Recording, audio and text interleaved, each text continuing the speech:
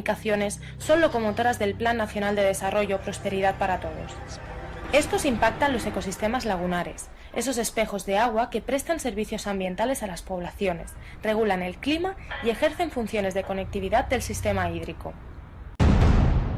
¿Cómo impactan la agricultura extensiva, la minería y las carreteras en la vida de los humedales?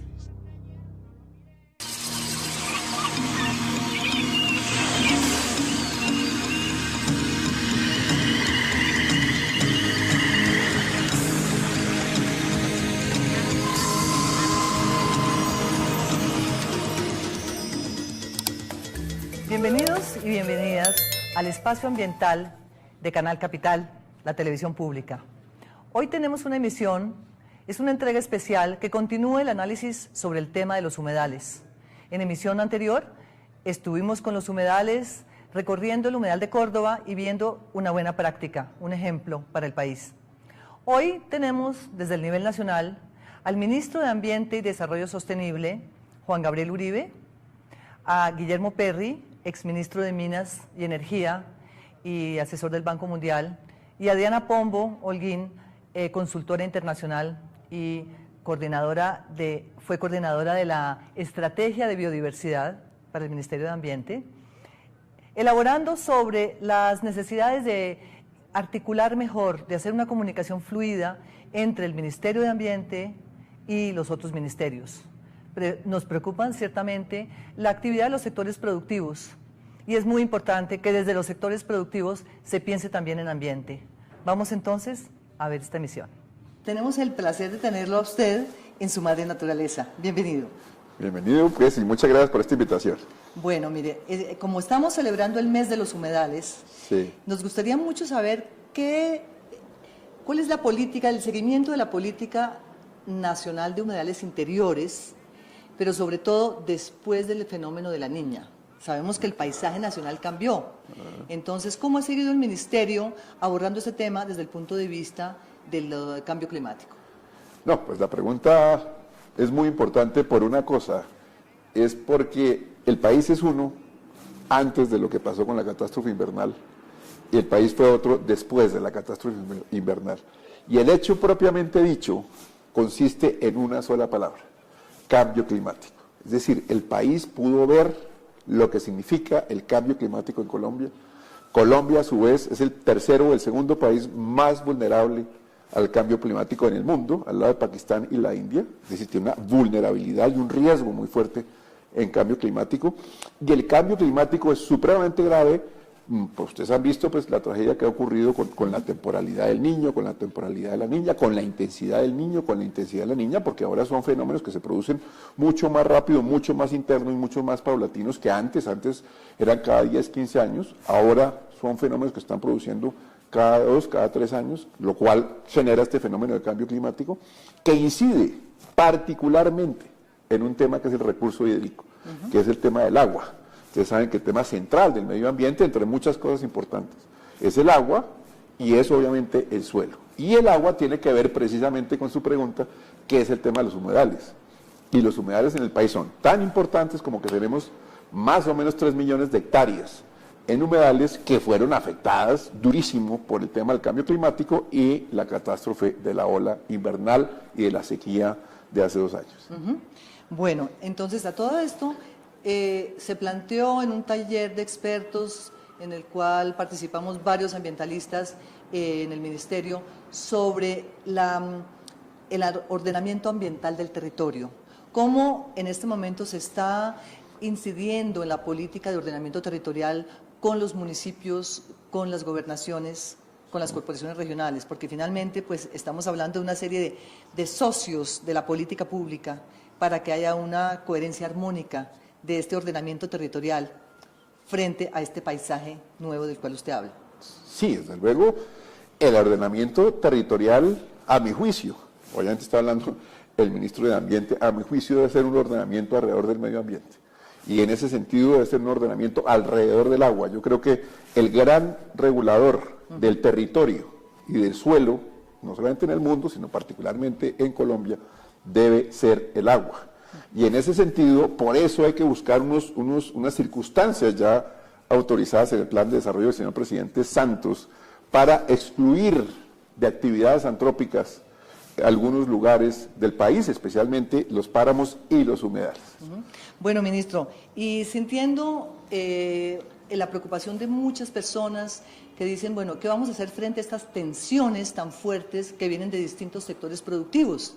Está la minería, está la agricultura extensiva en los llanos orientales, está la ganadería, está la infraestructura con la construcción de carreteras. ¿Cómo ve usted que podemos colaborar con el Ministerio de Ambiente para que estas tensiones se disminuyan o se reduzcan y sobre todo que estos sectores productivos respeten los recursos naturales y en especial los humedales? Pues precisamente por eso el gobierno nacional y a nivel distrital y a nivel regional hay que hacer en muchos casos una política de Estado, y a nivel nacional se hace una política de Estado. Estamos intentando articular una política de Estado que permita precisamente la incidencia del ambiente. El ministro de Ambiente es, digamos, transversal, el Ministerio de Ambiente es transversal a muchas actividades nacionales, el tema de las minas, de hidrocarburos, de agricultura, de vivienda, de salud. Entonces es un ministerio transversal dentro del gabinete y por lo tanto es un ministerio intersectorial, precisamente para producir una política de Estado de manera que se excluyan unas áreas, como dice el Código de Recursos Naturales y la infinidad de leyes posteriores hasta hoy, en el plan de desarrollo, donde por ejemplo hay zonas de exclusión en los páramos de minería, de agricultura, de hidrocarburos, etcétera, de hotelería en algunos casos. Lo mismo en el tema de los humedales. El tema de los humedales, que es un tema fundamental porque es un regulador hídrico de primera categoría, precisamente que es un amortiguador del cambio climático, tanto en cuanto se convierten en reservorios en épocas de sequía, tanto en cuanto se secan o permiten drenar el agua en épocas de invierno. Entonces los humedales son de una importancia gigantesca y precisamente por eso ahora lo que le toca al ministerio es delimitar las áreas de humedales y los humedales para protegerlos de estas presiones antrópicas. Bueno, aprovechando que usted mencionó la palabra turismo, que es verdad que el sector económico del turismo tiene esa incidencia también sobre los humedales, ¿por qué no nos cuenta cuál es la posición del ministerio frente al tema del Parque Tayrona? Porque creo que mucha gente de nuestros teleaudientes, de Su Madre Naturaleza, se han preguntado cómo es que el ministerio está tomando el toro por los cuernos. Pues precisamente intentando tomar el toro por los cuernos. Esta es una circunstancia que viene produciéndose desde hace muchos años.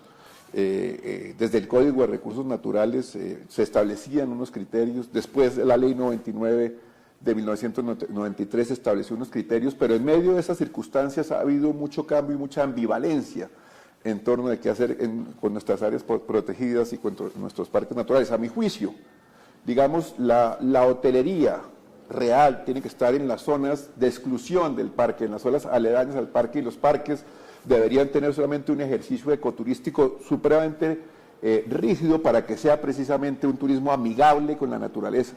No digamos un turismo productivo en el sentido lato de la palabra, sino un turismo de naturaleza que permita la cercanía con la naturaleza y el disfrute de la naturaleza. Contemplativo. Pues veamos que usted tiene su camiseta puesta de Parques Nacionales, luego habla como jefe de Parques Nacionales siendo el ministro, así que nos encanta que nos exprese esta directriz muy clara. Sí. Y nos alegra mucho que usted esté tan comprometido como muchos de nosotros y muchos de los que nos están acompañando hoy, muchos jóvenes además. Sí. Bueno, ministro, estamos celebrando el Día de los Humedales, no el día, el mes de los humedales, para ser mucho más consistentes con todo el análisis que hay que hacerle a este tema. Sí. Hablemos de Ramsar. Sí. El gobierno colombiano tiene suscrito, es parte de la convención Ramsar. ¿Cómo se reparten? ¿Cómo está estructurado Ramsar en Colombia y cuáles son esos humedales principales de Ramsar? Pues la gente tiene que entender y los televidentes tienen que entender que los humedales, digamos, son espejos de agua que no tienen más de 6 metros de altura, pero pueden ser muy extensos o pueden ser pequeños y que tienen diferentes características dentro de su propia, digamos, vitalidad, de su propia organicidad, porque son organismos prácticamente vivos que subsumen el agua, la botan, etcétera. Es muy importante como regulador del recurso hídrico y en especial los que son, digamos, más grandes. Los Ramsar quiere decir que uno le pide, por medio de esta convención Ramsar, a el mundo que instituye un espejo de agua de esta índole para protegerlo de cualquier actividad antrópica. De manera que no se podría hacer agricultura, ni ganadería, ni turismo, ni restaurantes, etcétera. No deberían estar bajo la presión de los sectores socioeconómicos como lo están actualmente. En algunos casos, sí, y evidentemente pues el país tiene más o menos 5 Ramsar, tiene la Cocha principalmente como un Ramsar puro, la laguna de la Cocha, donde para hacer cualquier actividad tiene que ser una actividad absolutamente sostenible, pero pues bajo una protección de área que es absolutamente, digamos, intocable. No solamente inembargable, inalienable, etcétera, sino intocable prácticamente. Pero también tiene el delta del río Tun, tiene la Ciénaga de Santa Marta, tiene más o menos unas regiones claramente establecidas en Ramsar. Faltan muchas, falta mucho. Colombia es muy rica en estas áreas. Cuente de qué pasa con el delta del Inírida.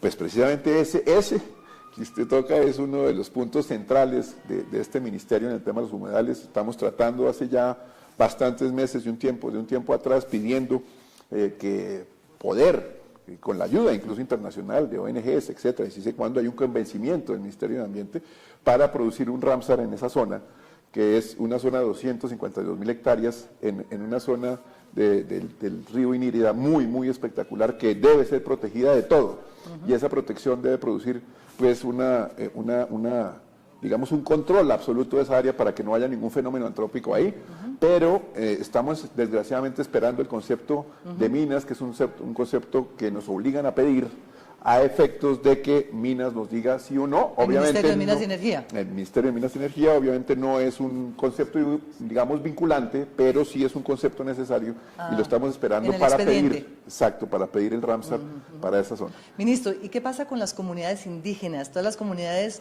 que viven alrededor o de estos ecosistemas, puesto que esos ecosistemas lagunares prestan servicios ambientales?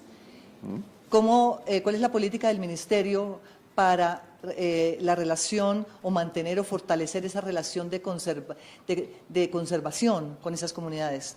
Pues obviamente todo el tema indígena tiene más una competencia del Ministerio del Interior, que es el que tiene la competencia general sobre las relaciones con las autoridades indígenas, etcétera. Nosotros también tenemos relación y yo estoy tratando de profundizar esa relación, me parece de suma importancia. Hay, digamos, 1.200.000 indígenas puros en Colombia, que es una población muy importante. Hay múltiples resguardos indígenas creados desde hace tiempos. Y estamos tratando, digamos, de que esa relación, y estamos buscando que esa relación no sea simplemente la relación de lo que nos da la consulta previa para determinados temas que tienen que consultarse con las comunidades indígenas, bien sea para carreteras, etcétera, o para proyectos de ley, etcétera. Y estamos tratando de generar pues cultura, el conocimiento, concepción de parte de ellos para entenderlos mucho más en su, digamos, conocimiento ambiental. Ya. Y ahora para cerrar esta amena conversación con usted, ministro, y qué bueno que estemos, ahora somos un equipo, un gran equipo, sí, con los medios, los medios regionales, sí, con la televisión pública. Quizás hay otro punto, es las lagunas en los páramos. Sí. El tema lagunar en alta montaña y, por supuesto, la presión que ejercen ciertos proyectos de minería. Sí, claro. Usted sabe que hemos estado muy preocupados por el tema Santurbán. Sí, yo he activado, digamos, el tema lagunar en alta montaña es fundamental. Precisamente hay un Ramsar aquí cerca de Chingaza, que es nuestro gran páramo, claro, que es tan bello páramo de Chingaza y toda la región capital, Guerrero, de la región Bogotá-Cundinamarca. Bogotá-Cundinamarca, y es parte ya de la Orinoquía cuando empiezan a bajar, y es pues espectacular para que cualquiera haya estado allá. Hay una zona lagunar muy importante que es Ramsar, ese es uno de los Ramsar colombianos. Y desde luego hay un mandato de ley, en el artículo 102 del Plan de Desarrollo, que digamos exige una delimitación del páramo, de los páramos. Colombia tiene 34 complejos de páramos, que vamos a delimitar precisamente para que las actividades antrópicas como la minería que usted toma, pues quede por fuera de ejercicio en esas áreas, que es lo que ordena la ley, y en eso es lo que estamos trabajando. Ya, ministro, en una entrevista que tuvimos con Diana Pombo, también experta en estos temas, comentabas su trabajo en Campo Alegre, en los Llanos Orientales, y sobre el estado de los esteros, o más bien sobre la amenaza que se ejerce sobre los esteros frente a la política agroindustrial del gobierno. Sí. ¿Cómo piensa usted que desde el Ministerio podemos ejercer una mayor presión para que el Ministerio de Agricultura sea muy cauteloso con la existencia de una gran cantidad de esteros y morichales que forman parte de esta red de humedales, que no son Ramsar además, pero que son importantes, muy importantes para la sobrevivencia de la flora y fauna de los llanos. No hay duda. Por ejemplo, con el ministro de Agricultura, con el que tenemos una relación bastante cercana, estamos trabajando una agenda conjunta, especialmente en la zona de la Orinoquía, que es una zona que no está debidamente protegida, a mi juicio, sí. Y que desde luego necesita determinadas protecciones, pero más o menos lo que tenemos calculado es que de las 8 millones de hectáreas que hay ahí, digamos 3 millones son ambientales, son netamente ambientales, y 5 millones pueden ser, digamos, disponibles para efectos, suelo disponible para efectos agroindustriales o agrícolas o incluso ganaderos. Pero esas 3 millones de hectáreas o 4 millones de hectáreas que estamos viendo cómo las metemos en una agenda, pues tienen que ser debidamente protegidas, porque hay un tema de morichales y de esteros supremamente importantes que se van a volver importantísimos hacia el futuro. Es decir, el país no puede repetir lo que le pasó hace años, digamos, bien en el Magdalena Medio, que fue un desorden como se desarrolló la ganadería, la agricultura, a un gran costo de servicios ambientales y de pasivos ambientales, que fue muy fuerte en el Magdalena Medio, y lo mismo en el Urabá, tanto en el Chocuano como en el Antioqueño, y ni se diga en la parte de la costa atlántica, en la parte superior, por ejemplo, en el Cesar. De manera que la Orinoquía tiene que ser uno de nuestras franjas para poder hacer esa protección que habla Diana Pombo. Bueno, pues ustedes ven que este diálogo, ojalá que sigamos y continuemos con este diálogo fluido con el Ministerio. Claro. La mayoría de nuestros oyentes que saben la importancia de relacionar lo local con lo regional y la política nacional, de manera que estemos construyendo juntos un país ambientalmente amable y que nos permita que esto fluya el diálogo y la participación ciudadana para la conservación de los humedales. Muy bien. Ministro, muchas gracias. ¿Usted quiere mandarle un mensaje a los jóvenes de este país en este mes de los humedales? Claro que sí, que se estudie más el tema de los humedales. Humedad tiende a ser una palabra extraña para uno. Y digamos, en las grandes ciudades, en Bogotá, en Medellín o en cualquier capital de departamento, los humedales han sido muy maltratados porque han sido víctimas de la piratería durante muchos años, de la piratería urbanística, etcétera. Lo que tendían era echar escombros en los humedales para poderlos tapar y después vender eso por metro cuadrado. Sin saber que eso se iba a inundar después. Sin saber que eso iba a acabar con todo, con tanto los acuíferos como con la regulación de agua de superficie, etcétera. Es una cosa muy complicada, de manera que cada vez que vean un humedal o cada vez que vean a alguien dañando un humedal, por más mínimo que sea, una laguna pequeña, así sea de barrio, inmediatamente denunciar ante las autoridades, porque las autoridades sí saben y apreciar lo que significa un humedal. Ministro, muchísimas gracias. Esperamos volverlo a tener en este espacio de Su Madre Naturaleza. Pues muchas gracias y desde luego estaré cuantas veces ustedes quieran para compartir con ustedes estos temas ambientales. Muchas gracias. Muchas gracias. Seguimos en Su Madre Naturaleza y a continuación vamos a ver la entrevista con Diana Pombo. Y les queremos recordar que nos encanta recibir comentarios y correos de ustedes a sumadrenaturaleza@canalcapital.gov.co. Diana Pombo, bienvenida a Su Madre Naturaleza. Nos encanta realmente que nos acompañe, que en su paso por Bogotá podamos realmente intercambiar experiencias, amigas de vieja data, colegas arquitectas urbanistas, usted de la Nacional.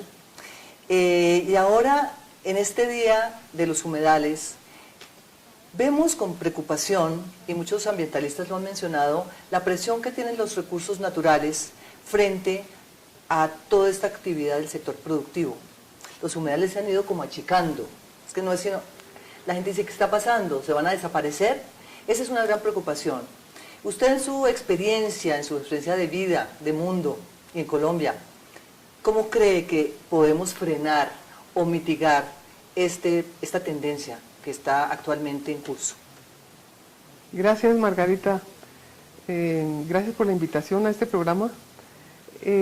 Yo creo, la experiencia a veces es negativa en cuanto a lo que uno quisiera, lo que uno trabaja y los resultados que se tienen, las políticas, la incidencia de lo ambiental y lo que hacemos los ambientalistas para incidir en las políticas públicas pareciera como arar en el desierto.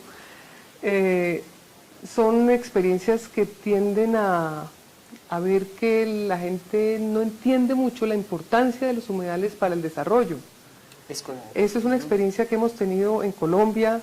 Yo he tenido la ocasión de vivir en Perú, en Brasil, en Indonesia, en México, y de trabajar en esos temas del desarrollo ligado a las comunidades, y es una constante permanente en todas partes. O sea que los trópicos, como usted menciona en su libro, los trópicos del otro lado del mundo, de los antípodas, están sufriendo esas mismas consecuencias y esa misma presión. Las mismas. El modelo de desarrollo es prácticamente el mismo, cambia el grado de avance o el grado de fuerza que tenga el motor del desarrollo, las locomotoras mineras, o los proyectos de desarrollo de expansión urbana, o los proyectos turísticos, pero siempre ha sido a costa de los humedales, sin entender que los humedales son los que permiten la sostenibilidad del desarrollo. Ahora, ¿por qué mucha de la gente no ha entendido qué quiere decir esto de la prestación de servicios ecosistémicos por parte de los humedales? ¿Qué servicios prestan los humedales? A ver, ¿cómo podemos realmente aumentar la conciencia para su protección? Yo creo que hay dos niveles ahí en los que habría una posibilidad de trabajo. Definitivamente una política ambiental que incida verdaderamente en la política pública o que haga parte de la política pública implica que haya tomadores de decisiones que estén conscientes de que el medio ambiente no es un costo, sino que es una inversión que se le hace para el desarrollo. Eso lo hemos visto en Indonesia, los humedales totalmente agotados, los manglares, las ciénagas, los humedales en las zonas interiores, en el Brasil, en el nordeste, que se han tratado de... En Brasil es distinto porque hay unas políticas públicas que protegen la pequeña agricultura, los pequeños campesinos y productores, y otra que impulsa el desarrollo. Y sin embargo, a pesar de haber hecho un programa para organizar que cada campesino pueda tener su dotación de agua a través de programas como el de Millón de Cisternas, al mismo tiempo se están desviando unos ríos con todos sus humedales, con todas sus cuencas transformadas, dejando campesinos que viven de los humedales sin tener esa posibilidad. Entonces eso es la misma presión que estamos sintiendo aquí en la Orinoquia, por ejemplo, con los cultivos extensivos de palma y aquellos proyectos que buscan estas grandes extensiones, donde hay esteros y pequeños espejos de agua, no importa, se pasa por encima, o con el ganado, todo ese desarrollo agropecuario. ¿Eso está sucediendo también allá? ¿En los distintos países? En todas partes. En Indonesia es impresionante, es mucho más fuerte que aquí en Colombia. La palma africana, por ejemplo, en los llanos, ahora en el libro que les mostré hace un rato, yo estoy hablando del problema que tienen los llaneros, la cultura del llano y la vida en el llano, prácticamente agotada o apagada o en peligro de verse agotada en las zonas donde no se ha hecho, por una falta de comprensión de lo que puede ser una política minera que respalde, que respete, que conviva con los humedales, con la vida y con la cultura de los habitantes. Eso mismo que se vive en Casanare, por ejemplo, sí, que es una de las historias que estuvimos mirando. Sí, aquí estamos viendo Campo Alegre. Campo Alegre, la historia de una familia, de unos amigos en Casanare. Esa historia se repite en Indonesia. Yo estuve viviendo en Sumatra. La presión de los palmicultores sobre los humedales en zonas estratégicas del norte de Sumatra es absolutamente impresionante, y las políticas públicas de gobernantes que muchas veces no están tan supremamente conscientes de lo que están haciendo, permiten que los apoyen los grandes empresarios, que les dan recursos, que los apoyan, y finalmente terminan cediendo, en nombre de un desarrollo verde, terminan cediendo el terreno de grandes valores ambientales y servicios ambientales por un desarrollo de palma africana masivo como el que se ve en Malasia, por ejemplo. Lo mismo sucede en el Brasil, lo mismo sucede en el Perú, lo mismo sucede en Colombia. Lo que yo creo que es interesante ver acá es la sociedad civil organizada, y las redes sociales, la respuesta de la sociedad civil, trabajando y defendiendo sus valores propios. Ese es un tema muy importante, y la capacidad de trabajar en políticas públicas no necesariamente ambientales, sino que las políticas del desarrollo entiendan que el medio ambiente es parte integrante de esas políticas y no una molestia o un poco de ambientalistas ahí gritando o simplemente un estorbo para el desarrollo. O sea, lo que usted está diciendo es que hay que ambientalizar más el Ministerio de Transporte para la infraestructura que se construye en las carreteras. Hay que ambientalizar más el Ministerio de Minas y Energía, el Ministerio de Agricultura, y eso que quizás es como el más sensible a estos temas. Y hay interlocutores, porque es que en otros no hay interlocutores. Entonces, desde el punto de vista del Sistema Nacional Ambiental, y usted que ha trabajado en Colombia, que ha trabajado con las corporaciones regionales, ¿cómo cree usted que podemos fortalecer este Sistema Nacional Ambiental precisamente para que estos recursos naturales, estos espejos de agua, tengan una mayor gobernabilidad del agua o gobernanza del agua? Yo diría que la palabra ambiental o ambientalista y ambiente se ha vuelto peyorativa, ha perdido como, se ha malentendido de alguna manera. Si uno habla del desarrollo racional, sin necesidad de decir ambientalizar, porque ya está diciendo... Sostenible. O sostenible, que es más o menos lo mismo. Sí. Si uno habla de un desarrollo racional, donde la materia prima de la cual se nutre los procesos del desarrollo está tenida en cuenta, igual no hay necesidad de llamarlo ambientalizar, es simplemente tener en cuenta ese valor, esos servicios, esos bienes y servicios de los cuales se nutre el desarrollo. Y ese es el tema del cambio climático, ese es el tema de los humedales, ese es el tema del desarrollo, que la gente a veces se le olvida que estamos trabajando el desarrollo a partir de la naturaleza que tenemos y no de otra. Y que eso hay que respetarlo, hay que manejarlo bien, racionalmente. Ya casi yo he tratado de no usar mucho las palabras ni el desarrollo sostenible ni el ambiente, porque se malentienden, se malinterpretan. Entonces, o se utiliza mal, ¿no? O se utiliza mal. Sí. Bueno, este mensaje es muy importante para los jóvenes que nos acompañan en este programa, que nos han venido escribiendo, y ojalá que reaccionen a estos comentarios, porque efectivamente el Día de los Humedales nos permite posicionar un tema muy político, y es precisamente cómo estos espejos de agua interiores, pero también exteriores, porque hay costeros, como usted bien lo dice, ¿no? Ciénaga Grande de Santa Marta, que es ciénaga costera, que permite este flujo de aguas salobres y dulces para que haya una vida que vive de este flujo de aguas. Todos estos recursos que han sido afectados por la minería, la agricultura y la ingeniería nacional. Mire usted, por ejemplo, lo que pasó con el Parque Isla de Salamanca. Entonces, hay demasiados testimonios de tiempos atrás que muchos de los jóvenes que nos escuchan no los conocieron o no saben de eso. Entonces, ¿usted qué mensaje le envía a estos más jóvenes que quieren trabajar por la protección de los humedales en el país? Yo les diría que conozcan el territorio en el cual viven. Conociendo el territorio, uno lo sabe entender y sabiéndolo entender, lo sabe manejar. Y que ayuden a que otras personas conozcan sin que eso se vuelva una guerra de principios, sino simplemente la forma de mejor aprovechar los recursos que se tienen y que esperemos que se tengan. Bueno, mire, yo quiero aprovechar también porque usted trajo este libro. Este encuentro ha sido maravilloso, Diana, que hacía tiempos no nos veíamos, pero son estas amistades hermosas de la vida, y es sobre relatos de series y paisajes, de seres y paisajes. Diana Pombo nos trae este libro de trópicos, y aquí usted trae distintos ejemplos. ¿Por qué no se refiere quizás a uno de los que nos atañe con el tema de hoy? El tema de Campo Alegre, por ejemplo. Hablemos de los esteros de los llanos nuevamente, porque en el programa anterior hablamos de la Orinoquia y nos interesa seguir trabajando sobre estos predios que están muy distantes de Bogotá, pero que son importantes para la vida en Bogotá. Hablemos de este caso, de esta desaparición de esteros a causa de esta presión de la agricultura extensiva. Para eso aclaro un poquito que yo lo que hice fue unas historias muy cortas, no necesariamente relatadas por mí, pero sí se basan en experiencias que yo he vivido. La de Campo Alegre es la historia de una familia Barragán, que son unos amigos míos que tienen una finca en el llano, y es un recorrido que hago yo con ellos, o que ellos hacen, viendo su finca que han mantenido toda la familia durante generaciones. Familia de finqueros, de llaneros. Familia de llaneros. Sí.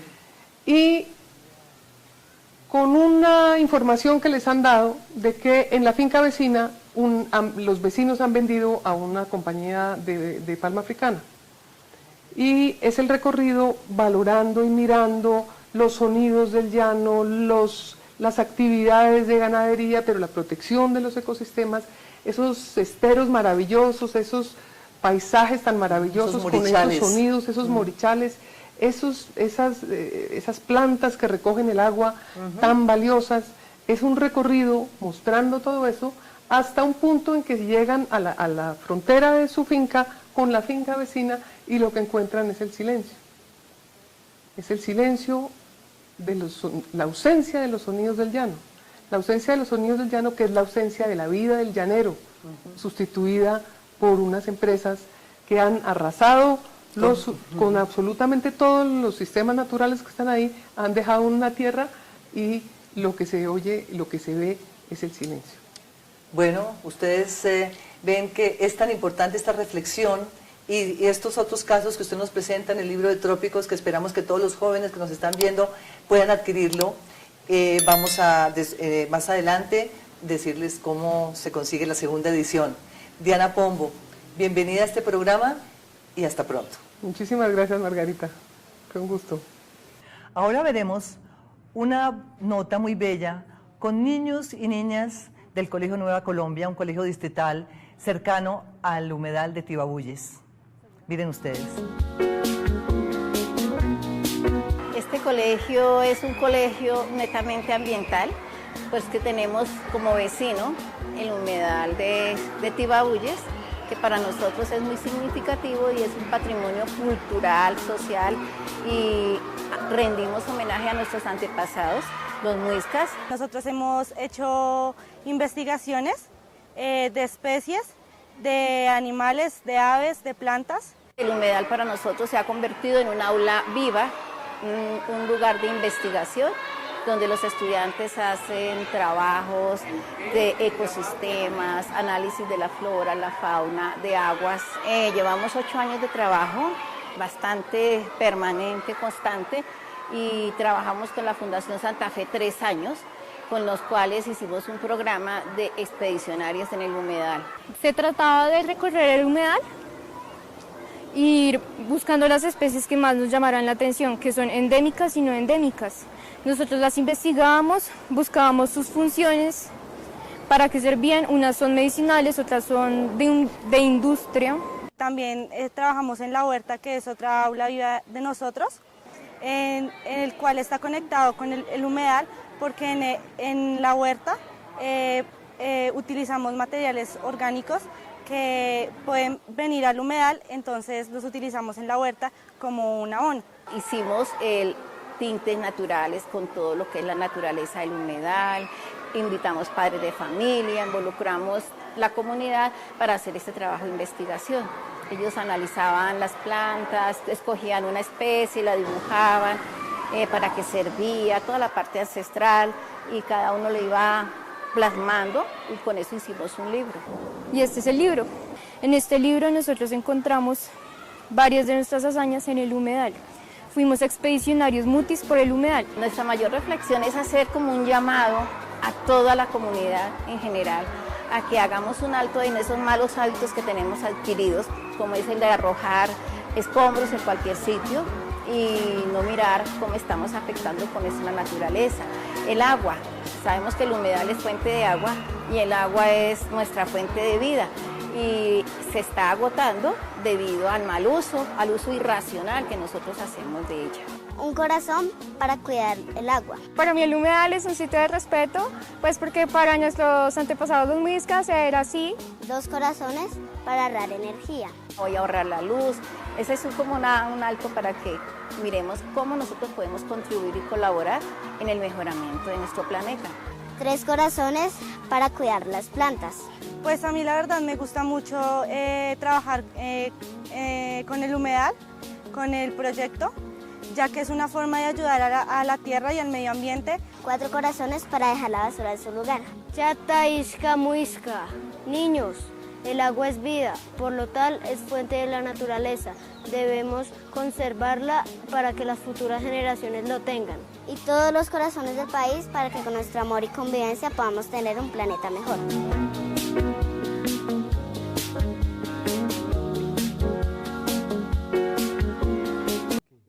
Para hablar de humedales se necesitan varias miradas.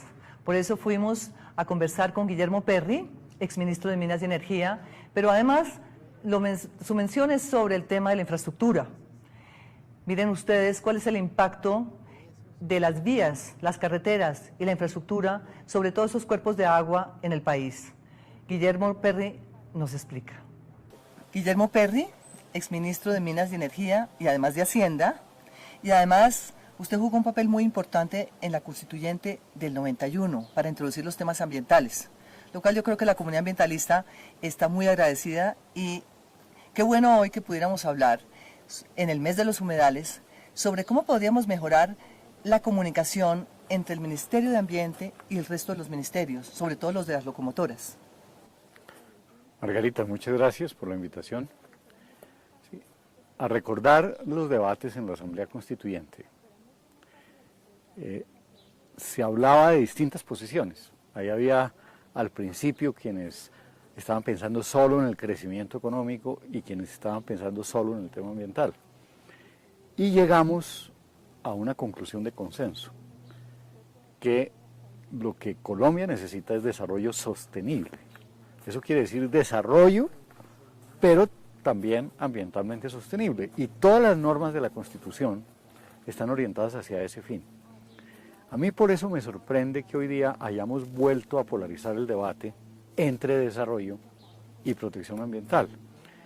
Creo que eso se debió a que en el gobierno pasado comenzaron a dar licencias mineras en todas partes, incluidos los páramos, sin ninguna consideración por el tema ambiental. Y entonces se ha generado una reacción contra eso. Y también por la evidencia de lo que pasa con lo que hoy día se llama la minería ilegal, que es absolutamente depredadora del medio ambiente. Pues, me parece lo siguiente: los países que se han desarrollado y que son hoy día países ricos y sociedades prósperas y ambientalmente sanas a partir de los recursos naturales, como el caso de Australia, como el caso de Canadá, lograron combinar un desarrollo minero vigoroso con una muy buena protección ambiental. Eso es absolutamente posible. Y en Colombia tenemos ejemplos clarísimos de eso.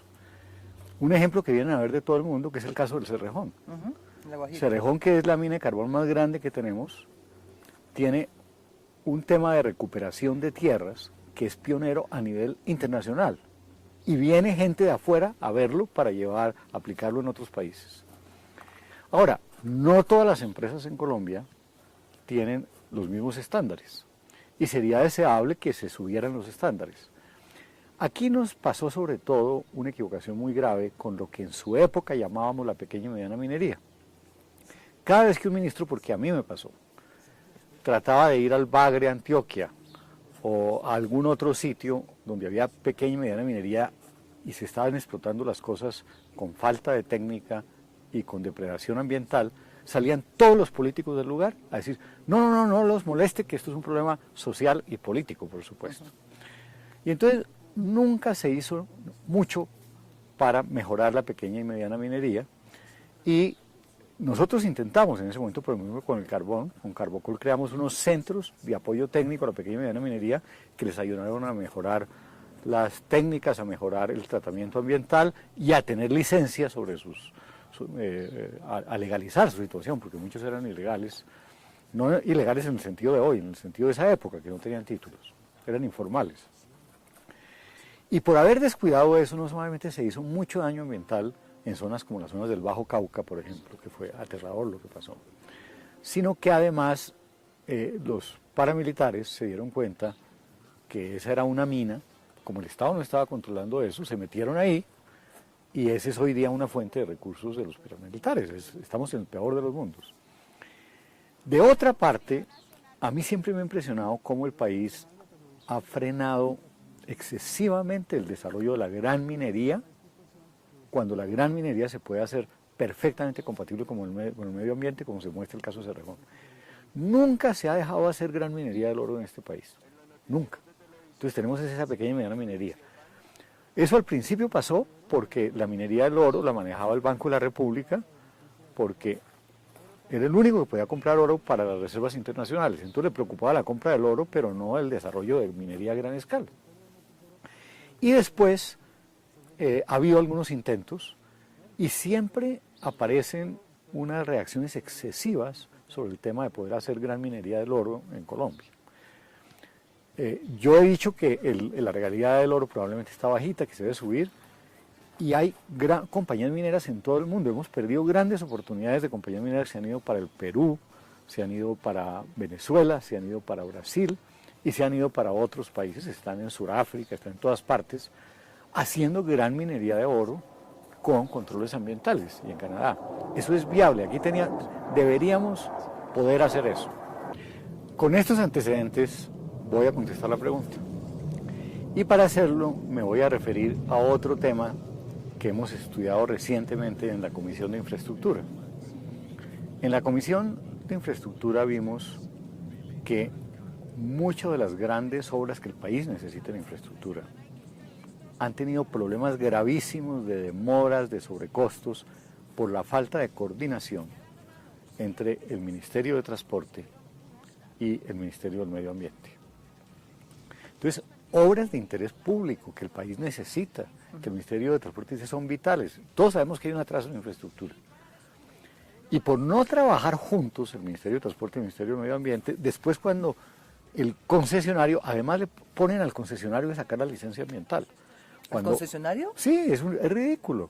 El Estado, si considera que es una obra prioritaria, entonces el Ministerio de Transporte se debería sentar con el Ministerio del Medio Ambiente y entre los dos decir, sí, por aquí debe ser la vía, aquí está bien, tengan estas precauciones y echa adelante. Dele la licencia ambiental al propio ministerio y él hace las contrataciones. No ponga a los privados a hacer esto.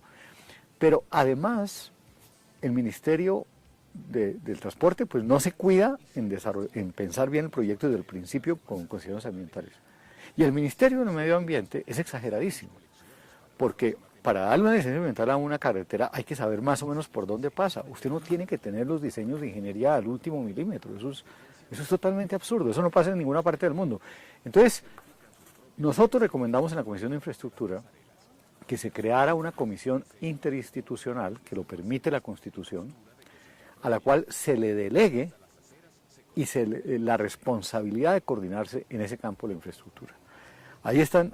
Ya el gobierno aceptó eso y creó esa comisión. Están el Ministerio de Transporte, el Ministerio de Energía, no sé si Telecomunicaciones, el Ministerio de Ambiente y el Ministerio del Interior, porque también se ha vuelto esto un lío increíble con las consultas con las comunidades. Y tienen el mandato de conjuntamente mirar cuáles son las obras importantes de infraestructura que necesita el país, cómo se deben hacer y en qué forma para que ambientalmente sean razonables, cómo se debe hacer un proceso serio y expedito con las comunidades y que el país pueda tener el desarrollo de infraestructura que necesita. Especialmente ambientalmente sano. Pues, no solo con ustedes, claro, especialmente con ustedes es, pero en general para el desarrollo económico esto es básico. Algo parecido se puede hacer con la minería. Se podría crear una comisión interinstitucional también con el Ministerio de Minas y Energía, con el Ministerio de Ambiente y con el Ministerio del Interior, por lo menos esos tres, para que hagan lo mismo, para que definan claramente en qué zonas del país definitivamente no se debe hacer minería. Parques naturales, que tienen, ambientes ecológicos, humedales muy valiosos y parcialmente frágiles, posiblemente los humedales principales, páramos, etcétera. Que se define eso con toda claridad. Y de resto, que cada vez que alguien venga a buscar una licencia, pero sobre todo cuando el gobierno quiera sacar a licitación grandes áreas mineras para hacer gran minería, que nos está haciendo falta en este país, para que se haga gran minería, en ese momento, ese proyecto se haya mirado conjuntamente entre los tres, se hayan hecho las consultas a las comunidades y esté por lo menos una licencia ambiental provisional antes de hacer las concesiones. Eso es lo que sería lo lógico y lo natural para hacer. Entonces, esa sería la sugerencia que yo daría y nos evitaríamos cosas como una cosa que vi esta semana. Vi en un periódico diciendo como, qué cosa tan maravillosa, la la AMLA, la Agencia de Licencias Ambientales, le negó la licencia de explotación a tantos proyectos carboneros que hubieran duplicado la producción de carbón de Colombia. No, dicho eso, como país nos debería dar vergüenza que no somos capaces de coordinar internamente entre el Ministerio de Minas y el Ministerio de Medio Ambiente para así duplicar la producción de carbón, porque el carbón no va a estar ahí, el mercado de carbón no va a estar toda la vida. Con la preocupación ecológica, tarde o temprano, los países van a dejar de usar menos carbón y nos vamos a quedar con una riqueza enterrada. Entonces sería bueno duplicar, pero obviamente de una manera con protección ambiental, como lo hace Cerrejón, para volver a poner el ejemplo.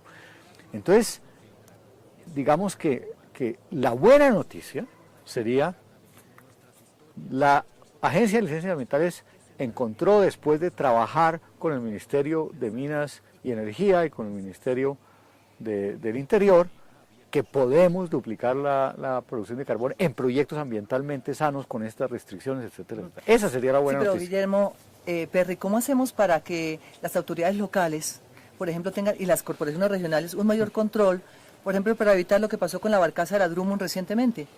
Sí. Fíjese usted cuántas toneladas de carbón se fueron al mar en la bahía de Santa Marta.